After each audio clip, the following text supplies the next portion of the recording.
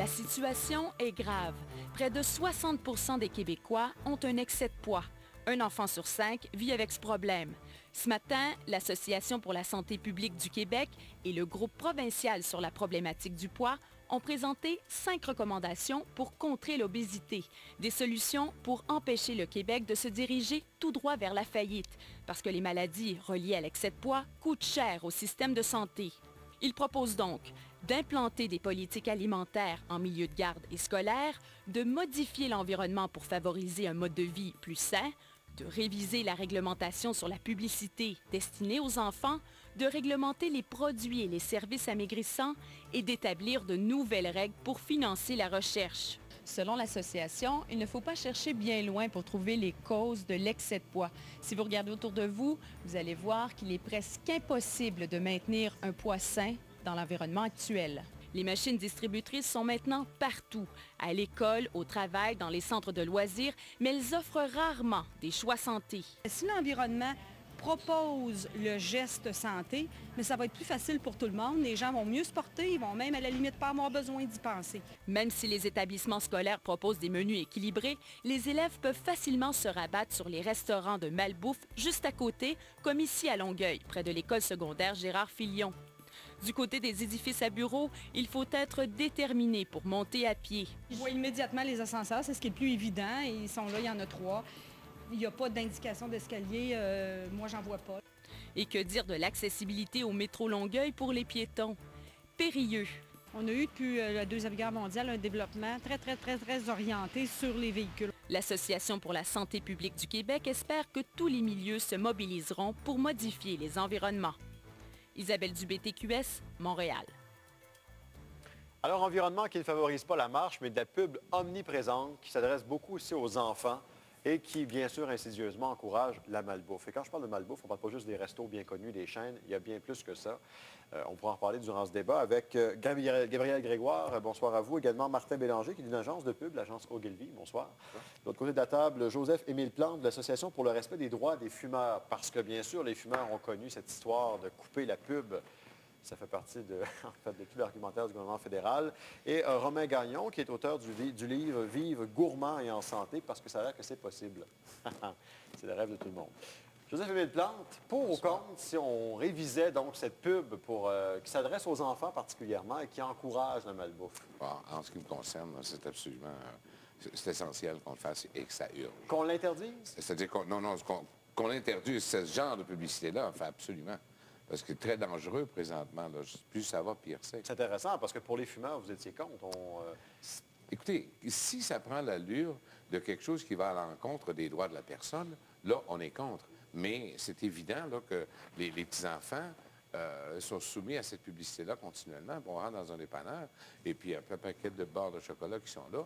Le petit bonhomme, les petits-enfants sont automatiquement portés contre ça. Puis tout à l'heure, il faudrait peut-être aussi penser, tant qu'à faire, au système de loterie qui aussi est en plein visage de ces enfants-là. Mais il faut faire quelque chose. Et effectivement, il faut contrôler cette publicité-là et aussi bien que de déménager ou de déplacer certains aliments qui sont trop facilement accessibles. Puis le type de publicité où est-ce que tu as un petit bonhomme, un genre de petit comique, là, tu sais, quand les dessins animés, qui vient encore chercher l'enfant encore une fois.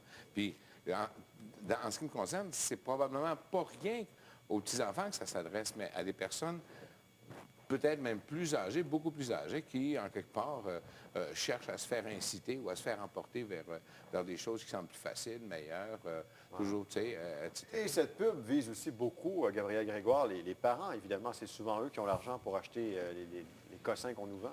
Bien, j'ai de la misère. J'ai un problème où il y a une publicité qui s'adresse aux parents, mais c'est encore nous autres parents qu'il faut trouver la bonne formule pour les parents. Puis j'en reviens pas à la capacité qu'on a, nous, adultes. Si on a donné un environnement aux enfants comme ça, où tout ce qu'on parle enfants, depuis que je débat ici à TQS, c'est obésité, c'est suicide, c'est tous les problèmes reliés à l'enfance, où c'est les parents qui n'ont pas pris la responsabilité. Moi, je suis contre qu'on empêche la publicité là-dedans à n'importe quelle chaîne. Je pense qu'on a un rôle parent, puis on a un rôle adulte, puis d'enseigner aux enfants qu'est-ce qui est bon puis qu'est-ce qui n'est pas bon. Alors, vous prônez la sensibilisation. Ça, c'est l'information. l'enseignement.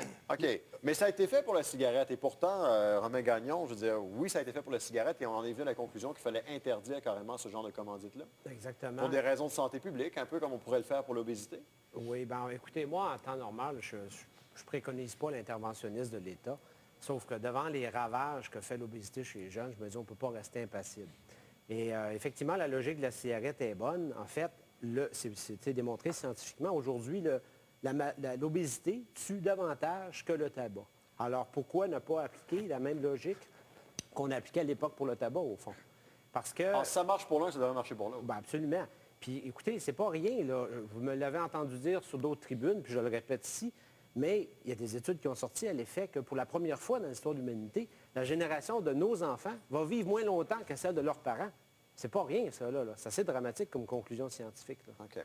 Martin Bélanger, vous êtes un concepteur de pub. Alors, Dieu sait qu'on s'adresse beaucoup aux enfants de façon insidieuse. J'ai en tête une pub qui passe partout actuellement sur un nouveau pain, un pain qui est supposé être bien bon pour les enfants, c'est ce qu'on dit, mais c'est un gros pain blanc épais, plein de sucre, une espèce de boule de gomme, je ne sais pas trop ce que c'est, là. C'est ça, la pub. La pub, vous êtes là pour vendre de la marchandise. C'est pas pour vous soucier de la santé des gens, là. Je ne peux pas parler de la publicité précise à laquelle vous vous référez. Je peux vous dire, par exemple, puis on semble l'oublier, là, c'est que la publicité destinée aux enfants au Québec, elle est réglementée. Elle est réglementée contrairement au Canada anglais, elle est réglementée contrairement aux États-Unis. Et avec la seule exception, si vous voulez... Alors, vous parlez des jouets, par exemple, des émissions pour enfants, d'enfants de 4-5 ans. Que ce soit les confiseries, que ce soit les chaînes de restauration rapide, on n'a pas le droit au Québec de s'adresser publicitairement là, à des enfants de moins de 13 ans. On peut le faire en s'adressant aux parents et aux enfants simultanément dans des créneaux horaires dont on doit prouver qu'ils sont constitués à moins de 15 %. Écoutez, il y a un règlement assez complexe. Oui, mais dans les faits, il y en a partout de la pub. Non, mais il y a un règlement similaire en Suède. Or, le taux d'obésité chez les jeunes en Suède est similaire à celui du Royaume-Uni où il n'y a pas de réglementation et le taux d'obésité des enfants québécois est similaire à celui du Canada anglais où il n'y a pas de réglementation non plus. Donc, vouloir interdire la publicité destinée aux enfants qui a rapport à la malbouffe, ce serait un peu s'attaquer aux symptômes plutôt qu'à l'infection comme telle, là, en termes de maladie ça ne fonctionne sociale. pas. Mais moi, je pense que c'est pas un problème. Ben, de pub, là. vous omettez de dire quelque chose d'important. Les articles de loi auxquels vous faites référence, 248, 249, là, ne s'appliquent pas à la publicité qui provient du Canada anglais et des États-Unis qui est diffusée au Québec. Il y a des Alors, débordements, la c'est loi, elle est là, effectivement, mais quelle efficacité qu'elle a? Mais de toute façon, Moi, j'ai une il question, faudrait monsieur quasiment définir ce qu'est la malbouffe, parce qu'un chip, si j'annonce un chip, et corrigez-moi si je me trompe, mais un chip dans une émission, et entre vous et moi, ce n'est pas les enfants de 3 ans qui sont intéressés, c'est les ados beaucoup. C'est légal, ça, un chip chez les ados? On peut annoncer ça actuellement? Il n'y a pas d'interdiction là-dessus. Alors, le règlement dont vous faites part depuis tantôt ne s'applique pas nécessairement aux 14 ans et plus, qui est le public cible et qui commence à avoir des sous aussi pour en acheter de la malbouffe.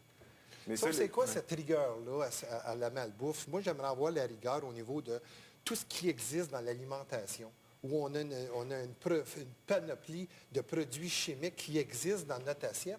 Et là, on vient de trouver, moi, docteur, vous me dites que si on réglemente la publicité sur la malbouffe, on vient de régler le problème de l'obésité au Québec, tout de suite, juste ce domaine-là. C'est pas ça qu'on dit, mais on dit qu'on va aider la cause, par exemple. Donc, c'est juste un facteur. Regardez, moi, je veux dire, tant qu'au Québec, savez-vous on comment va dépend? posséder des gymnases tellement pourris que des enfants vont manquer de ballons, vont manquer de plateaux de jeu, vont manquer d'instructeurs, vont manquer tout ça. Tout ce qui concerne l'activité physique. Venez pas me dire que si on règle votre affaire et qu'on n'a pas réglé ça, il n'y aura pas de problème. Personne n'est contre la vertu. Moi, je suis le premier à faire la promotion des gymnases, de l'exercice physique. Là. Je suis un grand sportif moi-même, mais c'est pas ça le débat. Là. Le débat à soir, c'est la publicité. J'ai amené quelques chiffres avant de venir. Là. Savez-vous, c'est quoi le budget de publicité de malbouffe au Canada? Je suis tombé en bas de ma chaise quand j'ai vu ça. Non, absolument pas. 3 milliards. Oui, OK. Aux États-Unis, 30 milliards US. Ouais. C'est assez hallucinant. Il y a de l'argent Un là. enfant moyen au Canada écoute 14 heures de télévision par semaine. Aux États-Unis, 20 heures de télévision par semaine. Aux États-Unis, un enfant moyen reçoit 10 000 publicités de malbouffe